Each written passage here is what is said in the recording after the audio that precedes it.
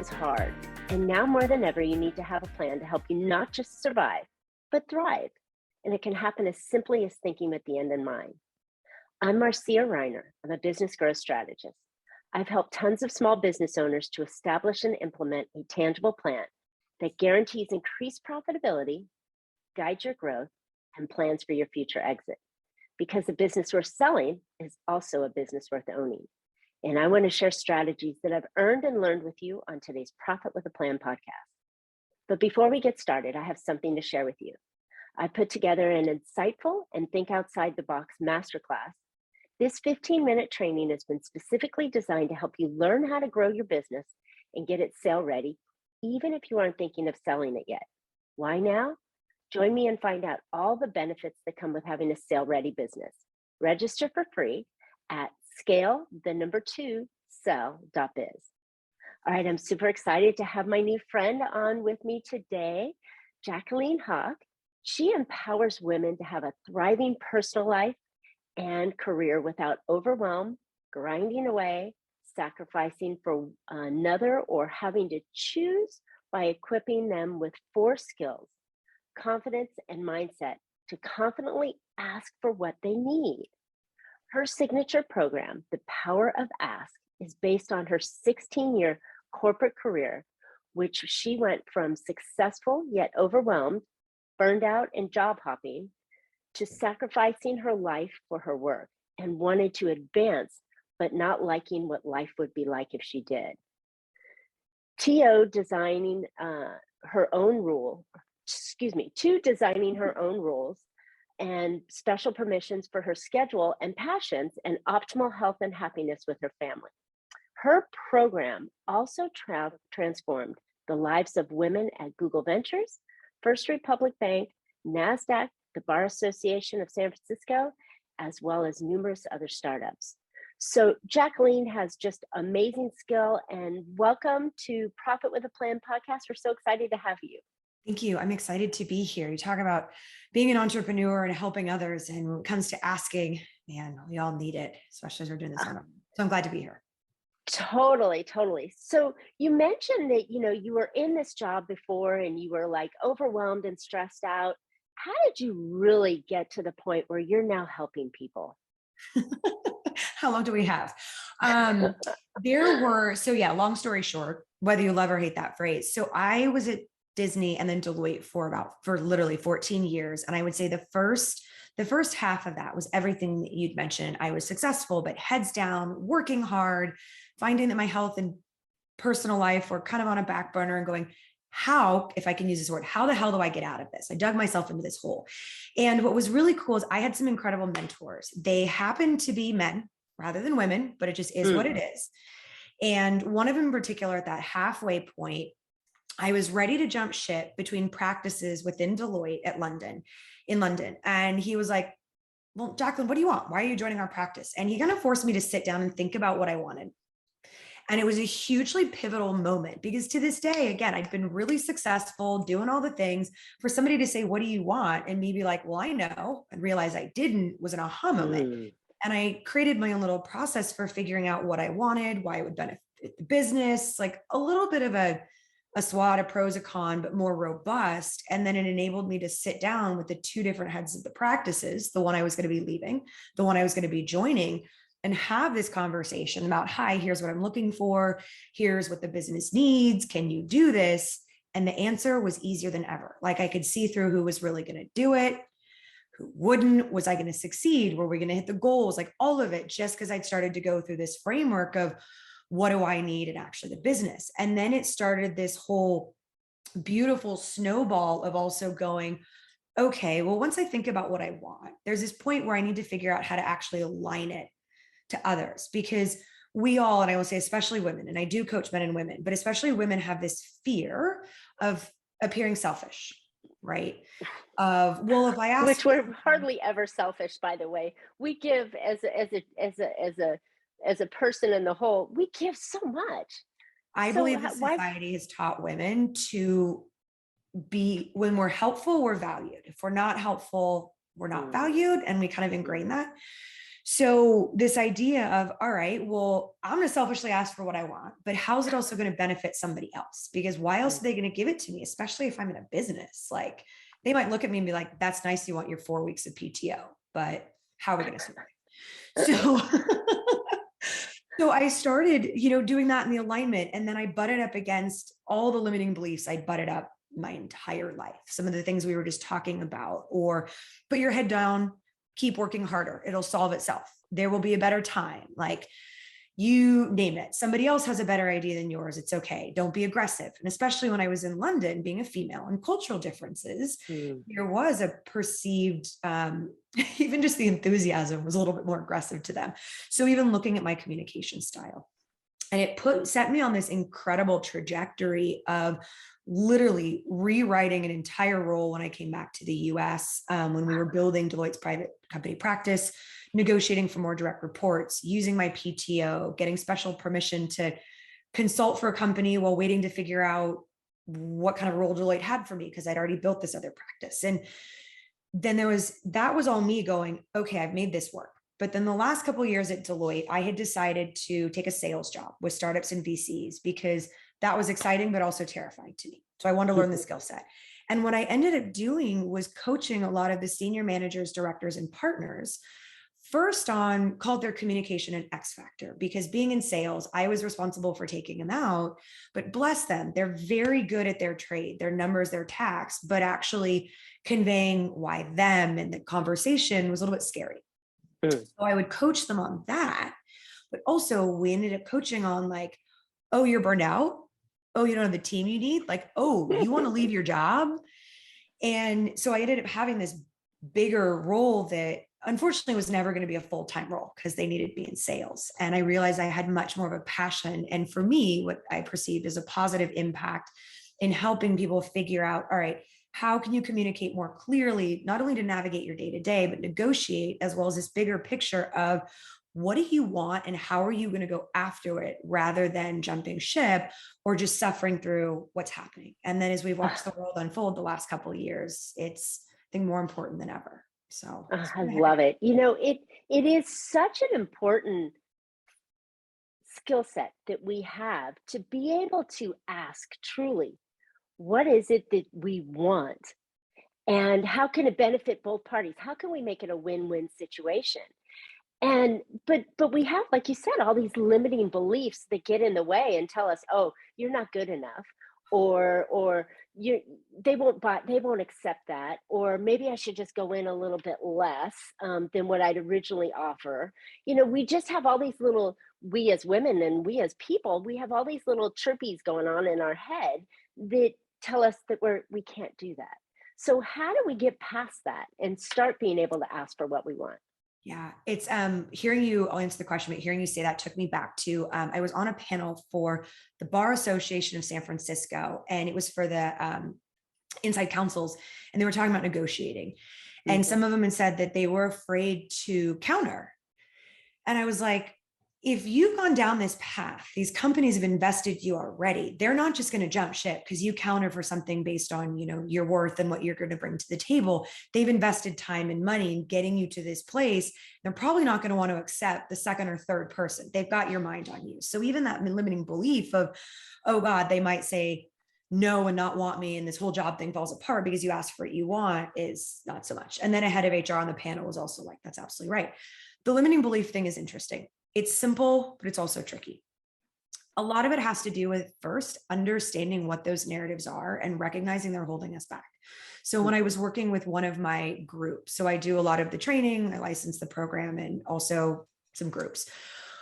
Some of the women were realizing there were narratives they didn't even know were there because of how we use the Power of the Ask program. Everything from, oh, I tell myself to put my head down and work harder. Oh, I always think it's better to be the role model, right, of working harder versus maybe than asking.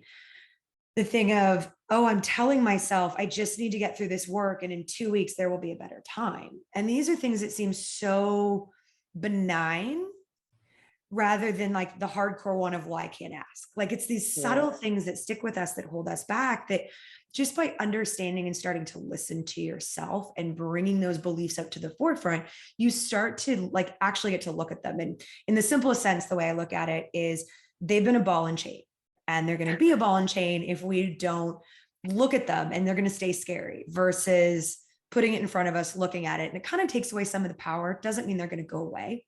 But I think for even just the listeners, that's one of the first things, is understanding what are some of those beliefs that hold you back. So in the program, we go through this process of understanding what the beliefs are, and then thinking about where they came from. A lot of times they're not ours. There was a family member, a friend, a work, somebody that gave us this perspective that this is who we need to be to get our needs met, whatever those needs are. Right. And that's a whole different path of psychology we can go down to, and beliefs. So what are some of these beliefs, subtle or obvious? When do they get triggered? Where did they come from? And even thinking about what's an empowering belief that you want to replace it with, so you can psych yourself up instead of psych yourself out. Wow. So powerful, because we all have this baggage or ball and chain, like you said, that we carry around that we don't even realize that is truly holding us back. And the point of asking can be across the board for everything, whether it's, we're looking, if we're an employee, and most of our listeners are entrepreneurs, but if you're an employee, or better yet, your employee is asking you, for a raise or extra time off or a different role, whether we're communicating with our spouse, or trying to communicate with a customer, we still have to feel confident in what we're asking for, and try and bust through that to be able to be successful and get what we need, because we are deserving. We've worked hard, we've created, we've developed, we've focused and put our attention on. And I love the fact that working harder is not necessarily the response that we need to do. Asking helps us work easier. Like that's the thing that it took me probably the longest to learn. And it was funny because people started asking me, even when I was in the corporate realm, still like, how did you do that? And I was like, it's all in the power of the ask. And that's actually kind of where the title had come from, before going, oh, here are the 4 things I'm really doing to know how to ask and get the yes. Because to your point, it spans everything. And I think a lot of people think of asking and they go straight to negotiation, promotions, pay raises, etc. That is one of them, but it's your day-to-day thing. From somebody who said, like, you get the wrong order and you just want to ask and be like, hey, this is the wrong milk. Hey, this is whatever, like, let's correct this. Or I was talking to somebody else, and this happens, I think, way too much in the workplace of, there was some bad behavior going on systemically, and the woman had taken it to the owner and was like, hey, I need you to tell these men that these comments are not okay. And it's not us women's fault. Like, fully, like, these women are actually covered in the workplace and all this, and it's really not appropriate for them, but they're making it feel like it's the women's fault. And the owner had said, that's too much to ask. Right. So there's this interesting thing when we're told that's too much to ask. It's like, one, it can make people shut down. It can also, it's like, actually, whoever's saying that doesn't want to deal with it. And we need to not stop, but actually continue to ask. It could be asking for information. I see a lot of people working way too hard because they're not willing to ask a question about a timeline, a resource, a something. They think somebody else is way too busy to bother them. So they make assumptions and try and solve it, and sometimes end far afield from where they could be, rather than, I'm going to ask this question. It's going to save all the things people care about: time, money, and energy. Right. And it's that it. And unfortunately, and my goal is to shift the way that society works. Like, often when we ask questions, other people will be like, well, why are you asking? That's their problem. But it does help you. Great point. That is their baggage. Yes. But if it gets you the information you need to do whatever you need to do, that's where it's worth it. And it's amazing the number of people that I coach, whether, especially as they're entrepreneurs or in a job, employees or companies worrying about retention, questions aren't being asked to help people do what they need to do, whether it's flexible schedules or just information to do their best job. I love it. I love it. This is such a really good topic because we all need that power to ask and ask more often. I mean, even if you're a solopreneur, right? You're a CPA doing accounting, or you're an attorney, doing everything yourself with part-time help.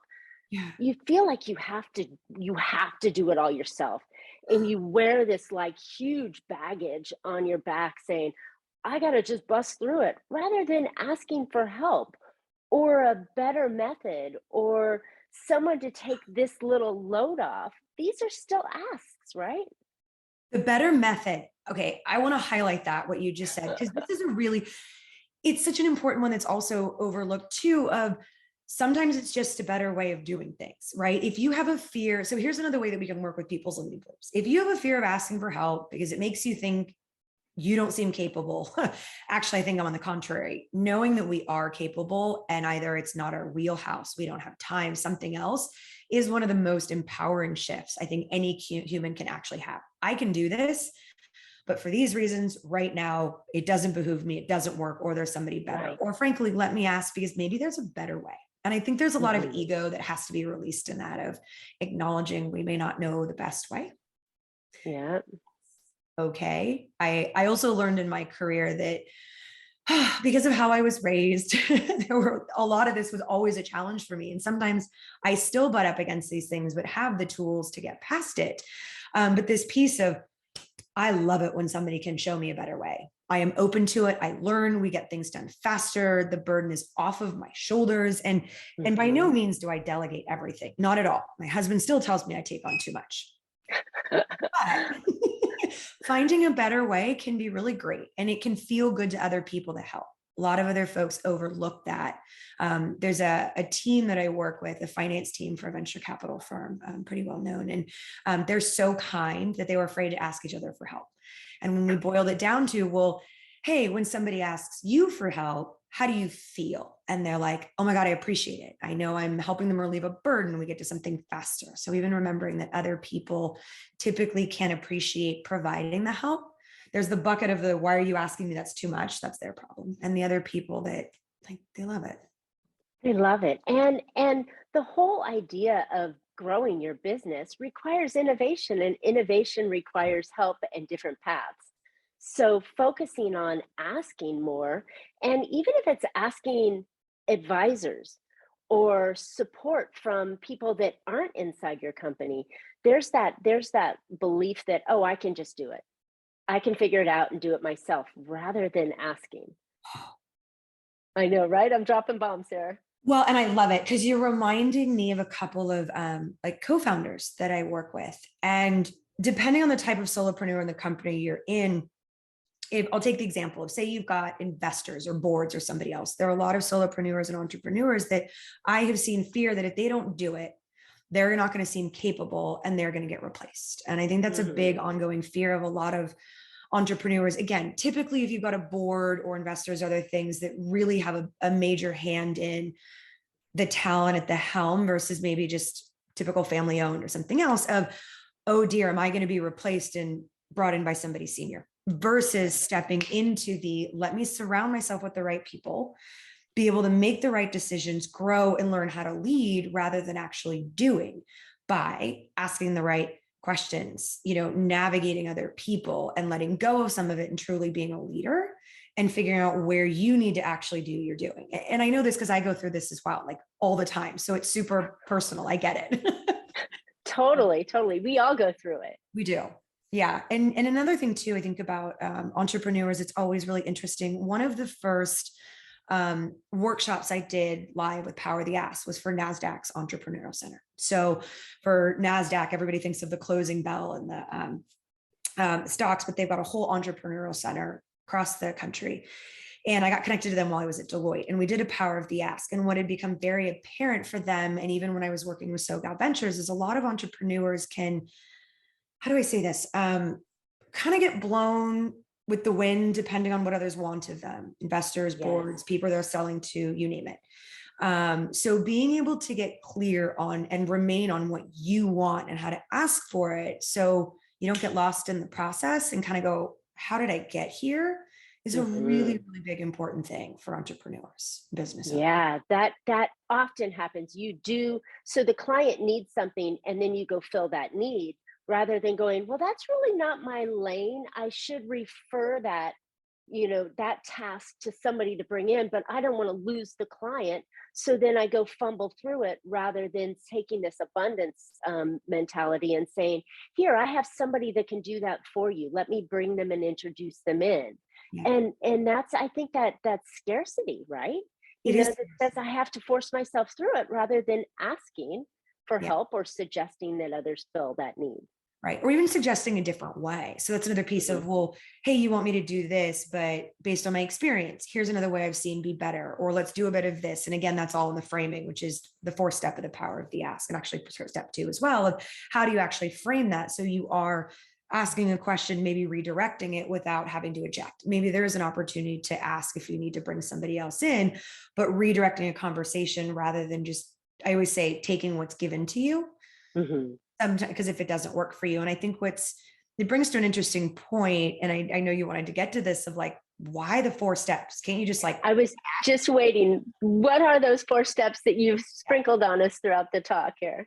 so high level, it's clarity, figuring out what you want, how to Mhm. align it with others to get buy-in, and really, how do you put together the words to describe what you want that people go, absolutely. There's getting past your limiting beliefs, and then there's your actual communication style.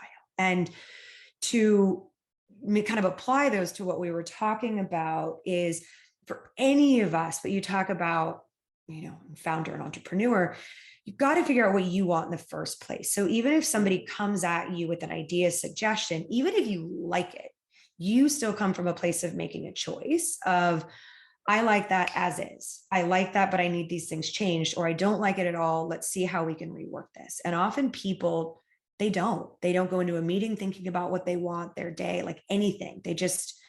They have this big overarching piece, but what do you want for even these micro moments and the big things to have that point of view?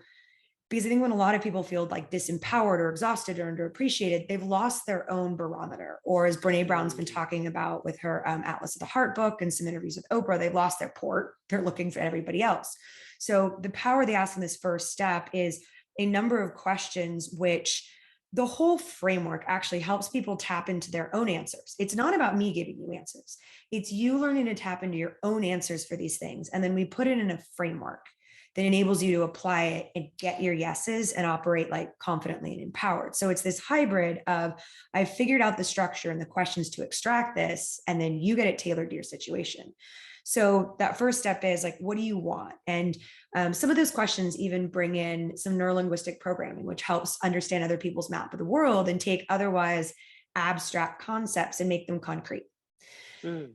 The key in that is most people don't know what they want because it's all abstract or it's a loose idea. But then you go, all right, I'm feeling confident. I know what I want. How do I describe this? What do I actually do? And I've had a couple of Biggest problem. very confident, powerful people go, well, I know what I want. I'm comfortable and I don't have the words to say it. And that Mm. struck me upside the head. Like, you? Okay. So part of this framework is then taking all the pieces to set up in a frame. How do you present this that even within the first 5 to 10 seconds, you lay the groundwork for your audience to be like, oh, I understand. I know where you're coming from. Yep, yep, yep. You insert that ask and they're already bought in.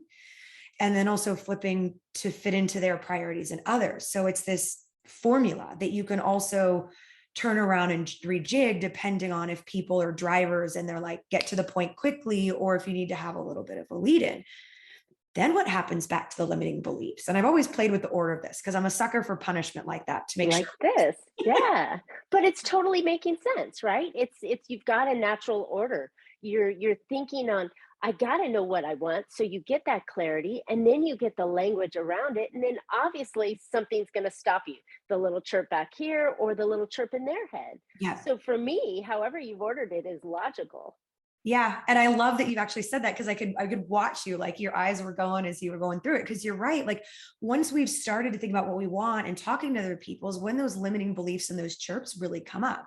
A lot of people start with mindset, but it hasn't been primed or scary enough yet to really be ready to be worked with.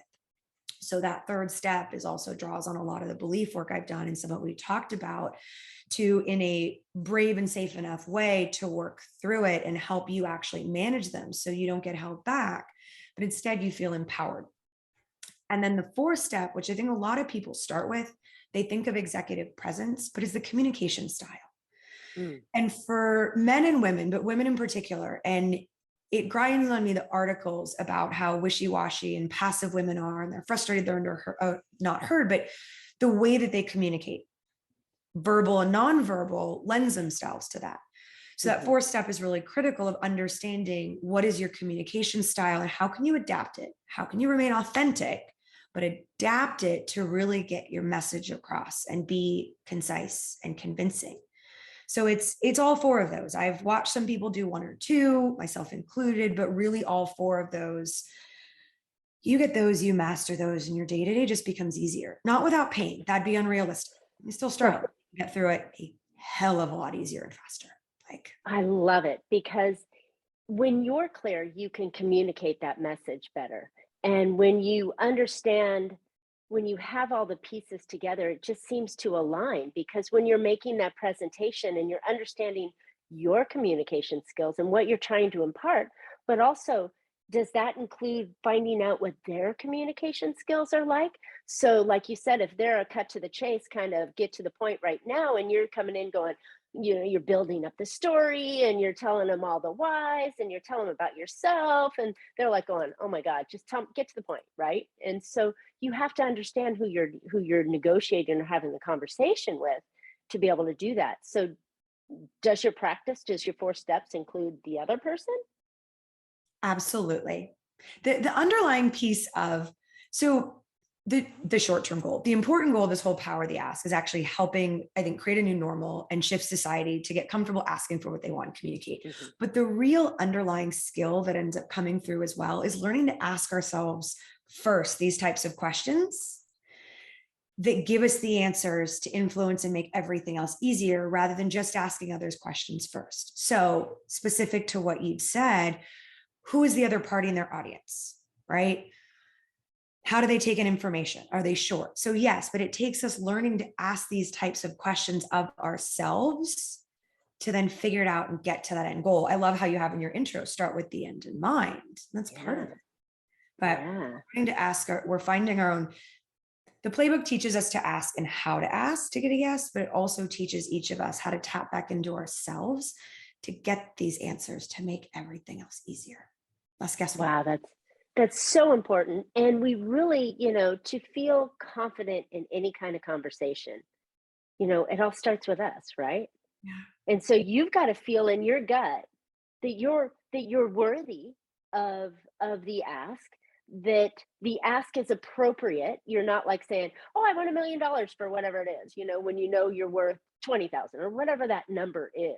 Yeah. You've got to feel confident in that, and the only way you can do that is by doing the internal work. And then it sounds like when the internal work is done, then you're more in a position to be more confident and make that win-win workout.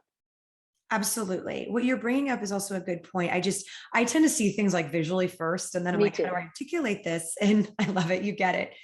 A lot of people out there, you're looking for what I call like band-aid strategies. They're not going to work if you haven't done the foundational work. They'll work temporarily, but you're going to go back to your old patterns versus some of this. All right, what's the structure? How do I ask myself these questions to get the answers to then put them in a structure? Otherwise, you're searching, you're Googling, and you're doing apps and this stuff for stuff that's kind of temporary versus the inner work. And that builds the confidence, these other things, or at least if we find ourselves being challenged, we have our own internal resources to deal with it. So to our best. Love it. Love it. Okay. Whew. Jacqueline, this has got it's such juicy stuff. So, one more question before we kind of wrap this up. The work that has to be done, is this like a life journey? Is this something that I can do in a short amount of time to start seeing success and come back to? How does it all work? How do we figure out what those internal questions we're asking ourselves so we can be confident in going for the ask?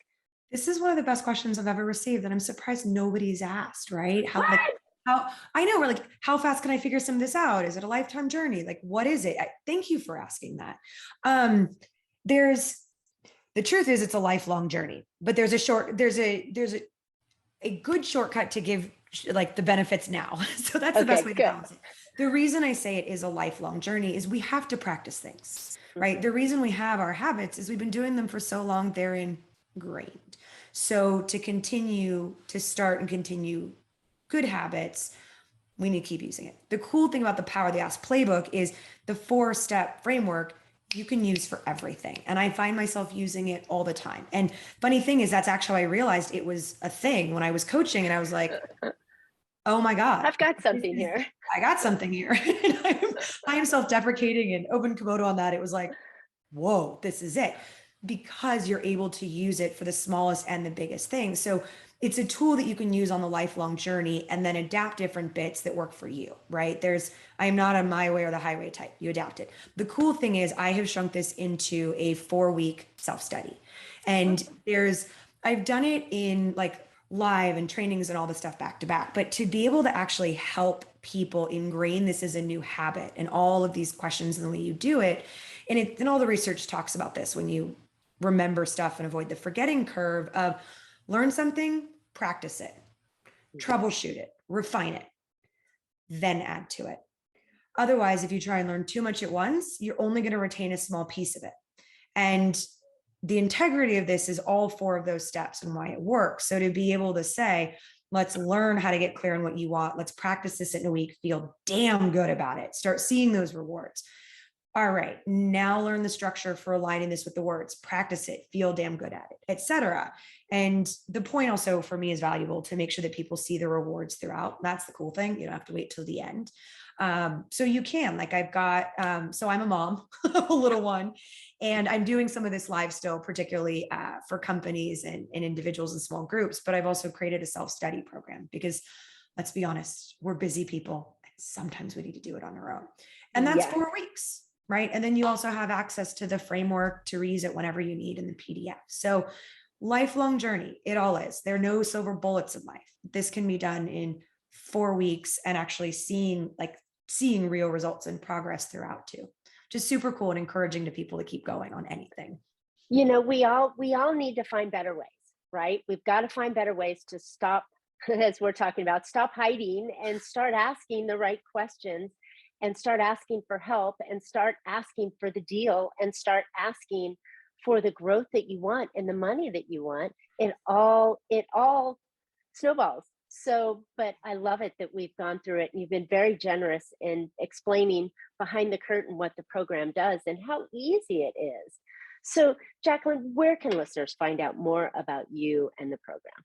Yeah. So I think 3 things. I think your show notes or whatever goes up with the podcast is going to have some links. So that's a super easy one. If they're listening right now, the website, so the program is Power of the Ask. So the website is Get Power of the Ask, get like GET. And it's got all the information. And if you like social media, the handle is Power of the Ask. I am not massive on social media, but I am in the power of asking. Have a couple of folks that are going to be helping me with that because I think a lot of these messages are important to get out, whether you do the program or not. So that will be coming. And then as well, actually, now that I think about it, LinkedIn, of course. Yeah. Perfect. Yeah. Perfect. Well, you know what? We all need it. I encourage you to go find out, and get more information about it because this is exactly what we need in every part of our business and our life. How about asking our kids? I have older kids. You have a baby, but how about asking our kids to do something, right? I mean, there's skills and tactics with that. Yeah. Asking our spouse, there's so many ways that we can utilize this tool in our business and our life. So thank you. And it's a good, here's the thing too, contact me, ask me questions, start there. Or if I can, I would love to challenge and encourage you listeners to pick something you want to ask for today and just try it. And actually one of the things I know we're going to include in the show notes is a guide that actually goes to this, but also gives everybody the opportunity to identify where they think they're really good in the steps and maybe where they've got some spaces to work. So you can feel good and also go, here's where I can level up to do better. But think of something to ask for, go for it. All right. Awesome. Well, listeners, I hope you found a couple ideas to put into your business that will help you be more profitable. I know asking more will get you more, right? And so don't forget, now more than ever, it's time to build your business like you want to sell it. Don't forget to register for my new 15-minute free training on how to get your business sale ready, even if you aren't thinking of selling it yet. There are tons of benefits to having a sale ready business, like more freedom, more money, and an easier to run business. So go register for free at Scale to Sell. And that's the number 2, scaletosell.biz. You don't want to miss this class. And just like Jacqueline had asked, we would love to hear your questions. Go ask us some questions that you're looking for, or better yet, comment and share the question that you are asking this week. And we'll give you some feedback on that and see how it's going. And you can test it against Jacqueline's offer that she's got for you in the handout. So I think it's a great place to start practicing here on the podcast. So don't forget to subscribe so you can get next week's show as well. So you can catch Profit with a Plan on any of your favorite podcast players. We're looking forward to more great profitable information on next week's show. So until then, make your plans and profit with them. Thanks so much, Jacqueline.